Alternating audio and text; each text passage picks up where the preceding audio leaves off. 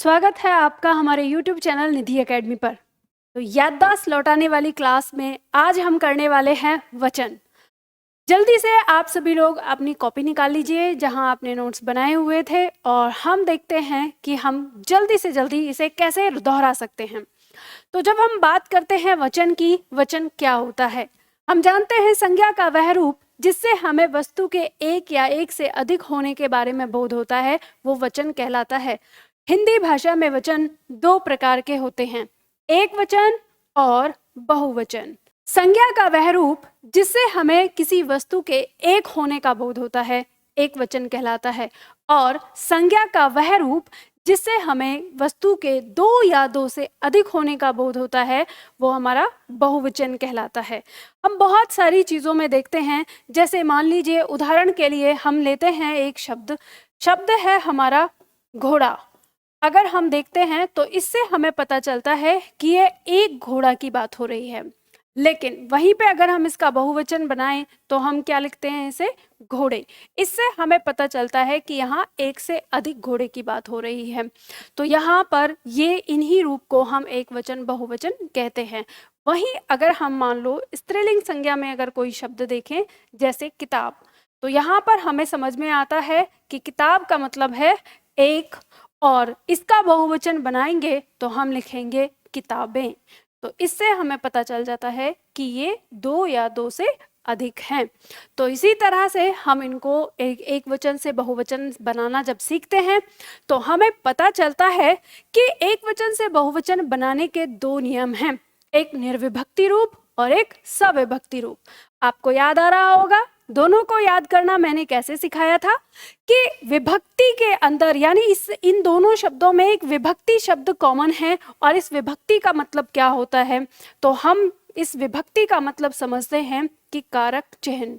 अब कारक चिन्ह मतलब जैसे ने, में या पर, को, इस तरह के ये जो हमारे शब्द थे ये हमारे क्या थे, विभक्ति थे। इन्हीं को हमने विभक्ति कहा। याद आ रहा है ना? तो मैंने आपको बताया था कि इनको याद रखने का ये तरीका है। इसमें हम देख रहे हैं कि यहाँ हमारा निर उपसर्ग लगता है जो अर्थ देता है नहीं का। तो यहाँ हमें जो अर्थ मिलता है वो ये मिलता है कि वो संज्ञा जिस संज्ञा के साथ कोई कारक चिन्ह नहीं होता, यानी इस संज्ञा के साथ कोई कारक चिन्ह नहीं होता, तो हम कह सकते हैं कि संज्ञा जब आप बिल्कुल अकेली होती है, अपने वास्तविक रूप में होती है, उस समय उसका एक वचन से बहुवचन बनाना। और जब हम बात करते हैं सविभक्ति रूप की, तो इसमें सा लगा है, सा का मतलब होता है साथ या सहित। तो इसका मतलब ये हुआ कि सविभक्ति रूप वो है जिसमें कोई कारक चिन्ह साथ में होता है। जैसे मान लीजिए कि अगर हम कहें यहाँ पर अगर किसी शब्द को, जैसे हमने कहा रात में, तो यहाँ पर जो हमारे साथ इस संज्ञा के साथ ये में कारक चिन्ह है, तो ये संज्ञा का सविभक्ति रूप है। और अगर यहाँ पर केवल इस तरह से रख दें रात, तो ये संज्ञा का निर्विभक्ति रूप है। याद आ गया ना? तो दोनों चीज मैंने यहाँ समझाई थी। तो इनको बनाने यानी संज्ञा का एक वचन से बहुवचन बनाने के तरीके दो हैं आपके, तो इनको हम एक एक करके सीखते हैं। तो जल्दी से याद करो फटाफट से। जो निर्विभक्ति आपका रूप था, तो निर्विभक्ति रूप में हमने स्त्रीलिंग और पुल्लिंग दोनों संज्ञाओं का अलग अलग देखा था। तो फटाफट से याद करो वो पहला नियम, जब हमने देखा था कि अगर कोई संज्ञा हमारी पुल्लिंग है, अगर कोई संज्ञा हमारी पुल्लिंग है और उसमें उसका कारांत अगर आकारांत है, अगर उसका अंत आ से हो रहा है, तो उस संज्ञा को हम ये आ हटाकर वहाँ क्या लगा देते हैं, ए लगा देते हैं। ये हम लोगों ने यहाँ पे देखा था कि हम आ हटा के वहाँ पर ए लगा देते हैं और उसका बहुवचन बन जाता है। ये हमने पुल्लिंग संज्ञाओं में देखा था। जैसे उदाहरण के तौर पर शब्द है हमारा लड़का। लड़का शब्द हमारा क्या है, पुल्लिंग है, और इसका कारांत क्या है, आकारांत है। तो हम इसका आ हटाकर, यानी ये जो आ है इसे हटाकर यहाँ ए लगा देते हैं और ये शब्द हमारा बन जाता है लड़के। तो इस तरह से ये हमें शब्द मिल जाता है, यानी एक वचन से बहुवचन। अब इसमें हमने बहुत सारे शब्द देखे थे, जैसे घोड़ा है, तो घोड़ा से घोड़े हो जाता है, जैसे रास्ता है तो रास्ता से रास्ते हो जाता है, जैसे छाता है तो छाता से छाते हो जाता है। तो इस तरह से हमारे बहुत सारे शब्द बनते हैं। अब इसमें ये आकारांत हो जाता है। उसके साथ अगर हमारी संज्ञा पुल्लिंग है और उसका एकारांत है, इकारांत है, उकारांत है, अगर इनमें से कोई सा है तो वो हमारी संज्ञा एकवचन रूप में जो है वही बहुवचन रूप में होती है। जैसे मान लो हमने कहा था कि अगर दिन है, दिन, तो दिन का बहुवचन दिन ही रहता है। अगर मान लीजिए इसी तरह से शब्द है जैसे भालू, तो भालू का बहुवचन भालू ही रहेगा, जैसे उकारांत है ये। जैसे शब्द है हाथी, तो हाथी का बहुवचन हाथी ही रहेगा। अब आपके दिमाग में वही पॉइंट आ रहा होगा, मैम हाथियों भी तो होता है, भालुओं भी तो होता है, दिनों भी तो होता है। तो ध्यान रखिएगा, ये हम क्या पढ़ रहे हैं, निर्विभक्ति रूप। तो निर्विभक्ति रूप में हम ये जान रहे हैं। तो जैसे आप देख सकते हैं, मान लीजिए हमने उदाहरण लिया, हम उदाहरण लेते हैं कि हाथी पुल पार कर रहा है। अगर इस वाक्य का आप बहुवचन बनाएंगे तो क्या कहेंगे कि हाथी पुल पार कर रहे हैं। तो वहां पर हाथी एक वचन में और बहुवचन में हाथी दोनों तरह एक ही रहा। तो ये हमारी वो संज्ञा होती हैं जो पुल्लिंग संज्ञाएं होती हैं, एकारांत होती हैं, इकारांत होती हैं, ईकारांत होती हैं, उकारांत होती हैं और ऊकारांत होती हैं। तो ये संज्ञाएं हमारी एक वचन और बहुवचन दोनों में एक जैसी होती हैं। अगर इनमें परिवर्तन आता है तो वो सविभक्ति रूप में आता है। याद आया ना आपको? चलिए, इसी के बाद हम लोगों ने देखा था कि अगला हमारा आता है स्त्रीलिंग शब्द। तो स्त्रीलिंग संज्ञा में हम देखते हैं, तो यहाँ हमने देखा था, जाना था कि अगर हमारी संज्ञा स्त्रीलिंग होती है और उसका कारांत एकारांत या आकारांत होता है, तो इन संज्ञाओं का बहुवचन बनाने के लिए हमें ए प्रत्यय का प्रयोग करना पड़ता है, यानी ए के ऊपर चंद्र बिंदु है हमारा। तो ये कैसे हम करते हैं कि अगर संज्ञा हमारी एकारांत है तो हम इस अ को हटा देते हैं और उसमें ए जोड़ देते हैं। जैसे उदाहरण हमने देखा था, शब्द है हमारा पुस्तक। अब पुस्तक शब्द में हम देख रहे हैं स्त्रीलिंग संज्ञा है, इसमें कारांत हमारा अ है, यानी अंत में अ आया है। तो इस अ को हटा के हम ये जोड़ते हैं। जब हम ये जोड़ते हैं तो ये अ इस क को पूरा करता है, तो ये क पूरा होकर इसके ऊपर मात्रा चढ़ती है और यह चंद्र बिंदु ए केवल मात्रा में बदल जाता है। तो इस तरह से हमें शब्द मिल जाता है पुस्तक का पुस्तकें। और आपको यहाँ समझ में आ जाता है कि यहाँ हमारी बिंदी भी लगती है, ठीक है। वहीं हम देखते हैं कि अगर हमारी स्त्रीलिंग संज्ञा आकारांत होती है तो इसमें हम कुछ नहीं करते, जो है उसे जस का तस आगे ऐसे जोड़ देते हैं, यानी हटाते कुछ भी नहीं है। तो जैसे शब्द है हमारा लता, तो लता शब्द में हमें कुछ नहीं हटाना, सीधा हम इसको प्लस कर देते हैं और ये शब्द हमारा बन जाता है लताएं। तो हिंदी जो हमारे स्त्रीलिंग संज्ञाएं हैं उनमें अकारांत और आकारांत में हमारा इस तरह से बनता है। याद आया? फिर हमने वहां पर नियम देखा था इनमें कि अगर हमारी संज्ञा क्या है, स्त्रीलिंग है और वह एकारांत है, तो इसका बहुवचन बनाने के लिए हमें या का प्रयोग करना होता है। और इसका भी नियम होता है कि अगर हमारी संज्ञा का अंत छोटी ई से हो रहा है, जैसे मान लीजिए शब्द है रीति, तो अंत छोटी ई से हो रहा है, तो हमें कुछ नहीं करना होता, हम जिसका तस या इसमें जोड़ देते हैं। तो रीति से जो शब्द है वो हमारा क्या बन जाता है, रीतियां बन जाता है। याद आया? और हमने देखा था कि यदि हमारी संज्ञा का अंत दीर्घ ई से हो रहा है तो वहां हम दीर्घ ई को बदलते हैं पहले लघु ई में, यानी इस दीर्घ को बदलते हैं लघु ई में और इसमें क्या प्लस कर देते हैं, या प्लस कर देते हैं। जैसे उदाहरण के तौर पर हमने देखा था, शब्द है हमारा नदी, तो नदी शब्द में दीर्घ ई आया है, तो हम यहाँ पर क्या करते हैं, इस दीर्घ ई को पहले बदलते हैं लघु ई में, और हम जब इसका बहुवचन बनाते हैं तो दीर्घ ई को बदला लघु में और यहाँ जोड़ दिया और शब्द बन गया हमारा नदियाँ। तो इस तरह से हमारा नदी से नदियाँ इसका बहुवचन बनता है। याद आया? और यह नियम हमारे सभी स्त्रीलिंग शब्दों पर लागू होता है, ठीक है। इसी तरह से हमने इसमें देखा कि अगर हमारी संज्ञा स्त्रीलिंग संज्ञा है और उसका कारांत उकारांत है, तो उसका बहुवचन बनाने के लिए भी हमें आए का ही प्रयोग करना होता है। और ये हम कैसे करते हैं? ठीक वैसे ही, अगर उकारांत स्त्रीलिंग संज्ञा है तो हम कोई बदलाव नहीं करते, उसको सीधा प्लस कर देते हैं। जैसे मान लीजिए शब्द है हमारा वस्तु, वस्तु स्त्रीलिंग शब्द है, तो इसमें छोटा ऊ आया है अंत में, तो हम सीधा सीधा इसमें इसको प्लस कर देंगे और यह शब्द हमारा बहुवचन में कैसे बन जाएगा? तो ये बन जाएगा हमारा वस्तुएं। और वहीं अगर हमारा दीर्घ ऊ आता है स्त्रीलिंग में तो हम दीर्घ ऊ को लघु करते हैं। जैसे मान लीजिए शब्द है हमारा वधू, अब वधू हमारा, वधू माने नई दुल्हन होता है। अब इसमें बड़ा ऊ आया है और इसका हमें बहुवचन बनाना है, तो हमें क्या करना होगा? जो बड़ा ऊ है, इस बड़े ऊ को हमें छोटे ऊ में परिवर्तित करना होगा। यानी ये जो बड़ा ऊ है इसे हमें बदलना होगा छोटे ऊ में। तो हम इसका बहुवचन बनाते हैं, तो हम देखते हैं कि हम इसे पहले छोटे ऊ में बदलते हैं और इसको जोड़ देते हैं, तो ये हमारा शब्द बन जाता है वधुएं, इस तरह से। और इसी तरह से हम सारे जितने भी शब्द हैं, सारे शब्द इसी तरह से बनाते हैं। तो याद आ रहा है ना आपको?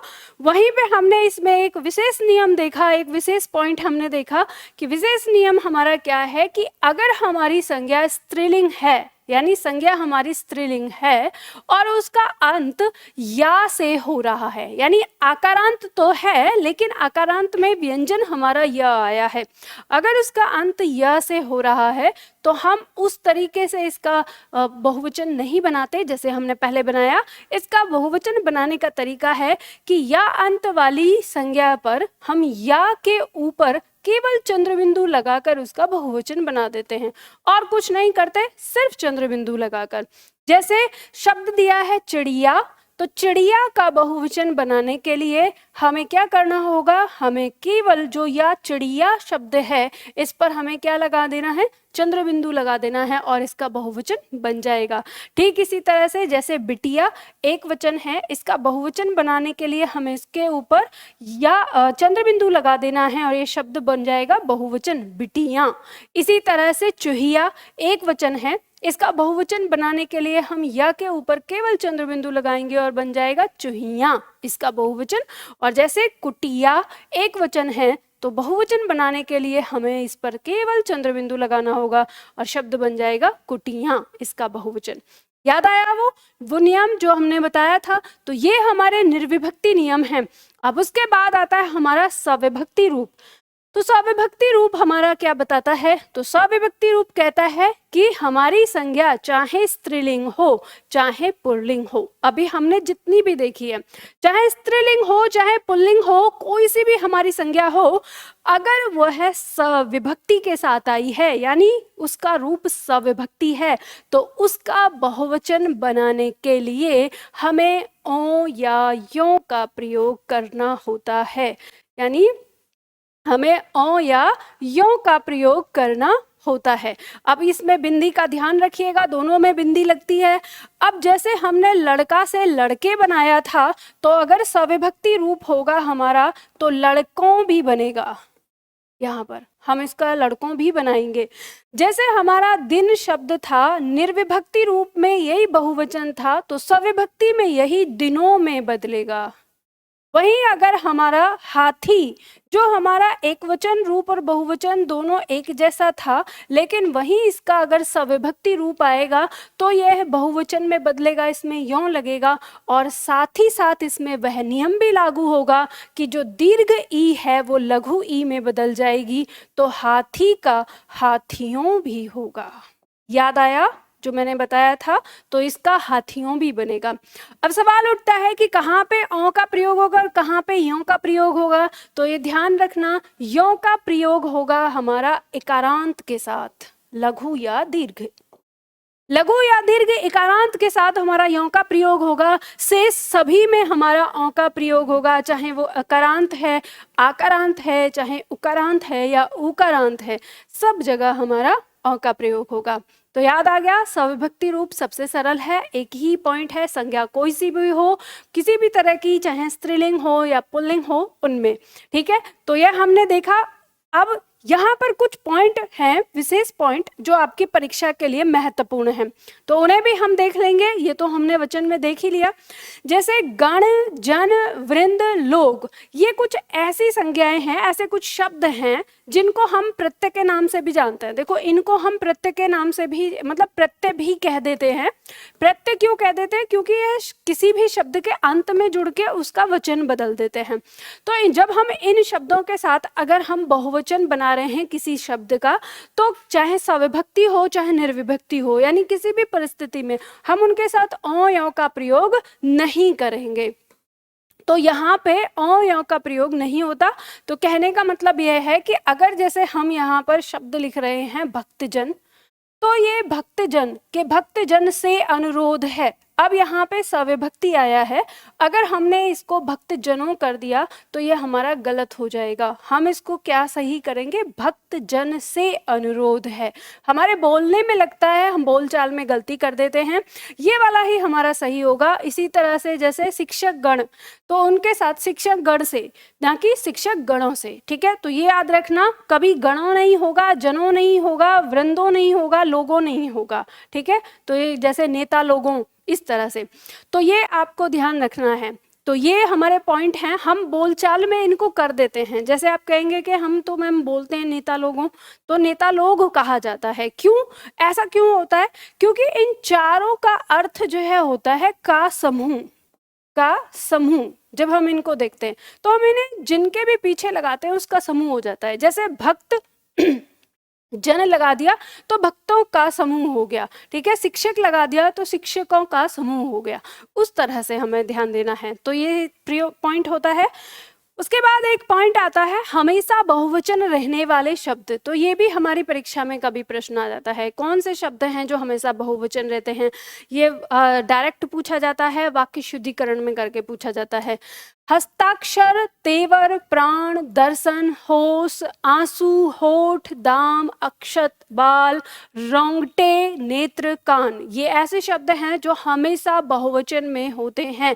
तो चाहे आप इनका मतलब इनको वाक्य प्रयोग करते हो, चाहे इनका वचन बनाते हो, आपको ये ध्यान देना है कि ये हमेशा स्वयं किस में होते हैं? बहुवचन में होते हैं। तो याद रखना है।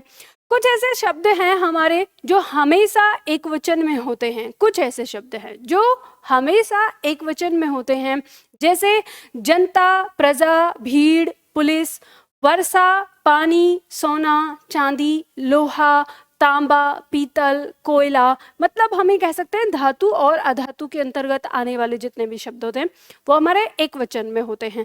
ठीक है, तो ये हमारे एक वचन में रहने वाले, या हम कहें हमेशा एक वचन या सदैव एक वचन, जो एक शब्दावली जोड़ दी गई है आजकल के प्रश्नों में कि सदैव एक वचन या सदैव बहुवचन, तो वो आपको यहाँ पर ध्यान रखना है। तो ऐसे पॉइंट हैं जो आपकी परीक्षाओं में पूछे जाते हैं, या आप लोगों ने देख लिया। इसके बाद एक पॉइंट हमारा आता है कि आदरणीय व्यक्ति और उच्च पद पर आसीन व्यक्ति और महापुरुष व्यक्ति जो होते हैं ये हमारे हमेशा बहुवचन होते हैं।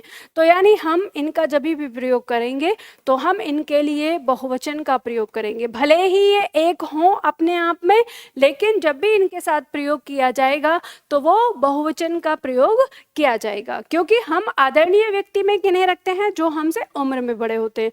तो जो हमसे उम्र में बड़े होते हैं उनको हम आदरणीय मानते हैं, और आदरणीय में आते ही वो हमारे लिए बहुवचन हो जाते हैं। तो जैसे पिताजी के लिए, तो पिताजी एक होते हैं फिर भी बहुवचन में रखते हैं, दादाजी एक होते हैं फिर भी बहुवचन में रखते हैं। तो यहाँ पर हमें ये ध्यान रखना है। ठीक है, इसके बाद एक पॉइंट हमारा आता है कि प्रत्येक और हरेक, ये शब्द हमारा जब भी प्रयोग होगा इसका प्रयोग एक वचन के अंदर होता है। एक वचन, हमेशा एक वचन में हम इसका प्रयोग करते हैं जब वाक्य शुद्धिकरण में आएगा। अगर इनके पीछे यहाँ पर कोई संज्ञा अगर बहुवचन में लिखी हुई है तो वो क्या हो जाएगी? गलत हो जाएगी। ये बात याद रखिएगा, और इस तरह का प्रयोग आपके वाक्य शुद्धिकरण में आता है। फिर वहीं पे हम देखते हैं कि अनेक शब्द, ये हमेशा ही आपका क्या होता है? बहुवचन होता है। वाक्य शुद्धिकरण में भी आता है और ऐसे भी आता है, ध्यान रखिएगा। इसका बहुवचन अनेकों अगर कभी आपने कर दिया ये कर दिया कि अनेकों, तो ये आपका गलत हो जाएगा। अनेकों कभी कोई शब्द नहीं होता है, ये बात ध्यान रखिएगा, ठीक है। तो यहाँ पे जो हमारा प्रत्येक, हर एक, ये एक वचन में, और अनेक शब्द जो है ये अपने आप में बहुवचन में होता है, और इस अनेक का अनेकों शब्द नहीं बनाया जाता है, ठीक है। तो ये ध्यान रखिएगा। आगे पॉइंट हमारा आता है कि जो हमारे विदेशज शब्द होते हैं उनका बहुवचन बनाते समय हमें ये ध्यान रखना है कि जो नियम हिंदी शब्दों पर लागू होते हैं वही नियम हमारे विदेशज शब्दों पर लागू होंगे। जैसे मान लीजिए कि अगर डॉक्टर शब्द है हमारा, डॉक्टर शब्द ये किस भाषा का है? अंग्रेजी भाषा का है। तो एक डॉक्टर, तो एक डॉक्टर, अगर बहुत सारे डॉक्टर की हम बात कर रहे हैं तो डॉक्टर का डॉक्टर ही रहेगा। क्यों? क्योंकि हमारी हिंदी कहती है कि यह क्या है, हमारा पुल्लिंग शब्द है, और पुल्लिंग क्या है? एकारांत है। तो पुल्लिंग एकारांत निर्विभक्ति रूप हमारा क्या होता है? एक वचन बहुवचन दोनों रूप एक जैसे होते हैं। तो हम इस डॉक्टर का डॉक्टर्स नहीं कर सकते अगर हम देवनागरी में लिख रहे हैं। तो अगर हमने देवनागरी में लिखते समय ये किया, अगर डॉक्टर्स कर दिया तो गलत हो जाएगा। तो एक वचन रूप और बहुवचन रूप दोनों डॉक्टर डॉक्टर ही होता है, और अगर इसका सविभक्ति रूप बनेगा तो वो बनेगा हमारा डॉक्टरों, ठीक है। तो वो डॉक्टरों सविभक्ति रूप में औ के हिसाब से बनेगा। इसी तरह से हमारे पास जैसे उदाहरण दूसरा देखेंगे, मकान।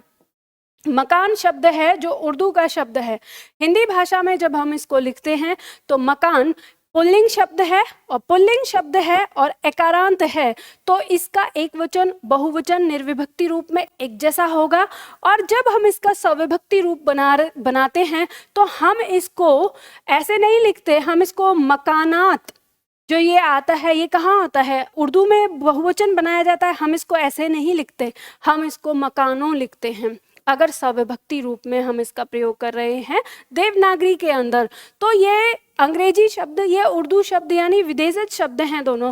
तो विदेशज शब्दों का भी बहुवचन हम हिंदी शब्दों के ही नियम पर बनाते हैं। हम देखते हैं कि वो निर्विभक्ति रूप है या सविभक्ति रूप, दूसरा हम देखते हैं कि वह स्त्रीलिंग है या पुल्लिंग है, और हम देखते हैं कि उसका कारांत कौन सा है, तभी हम उसका बहुवचन बनाते हैं। तो इस तरह से हम इन शब्दों का बहुवचन बनाते हैं, और उम्मीद करती हूँ आप लोगों को ये पॉइंट अच्छे से समझ में आ गया होगा, क्योंकि हमारी रिवीजन क्लास है, यानी हम इसमें याददाश्त लौटा रहे हैं। सब कुछ तो हम पढ़ चुके हैं उदाहरण के साथ, सब कुछ तो आपको आता है, तो बस हम इसे वापस से जो हमने पढ़ा है उसको लेकर आ रहे हैं, और उम्मीद करती हूँ कि आपको पूरी क्लास याद आ गई होगी। तो वचन की क्लास हम यहाँ करते हैं। अगर ये PDF आप लोगों को चाहिए तो आपको पता है निधि एकेडमी ऐप डाउनलोड करके वहाँ जो YouTube वाला ऑप्शन आपको दिख रहा है बिल्कुल लाल कलर का, आप उस ऑप्शन में जाकर वहाँ से जाके ये PDF ले सकते हैं। चलिए आज के लिए हम इतना ही करते हैं, फिर मिलते हैं हम अगले वीडियो में अगले टॉपिक के साथ।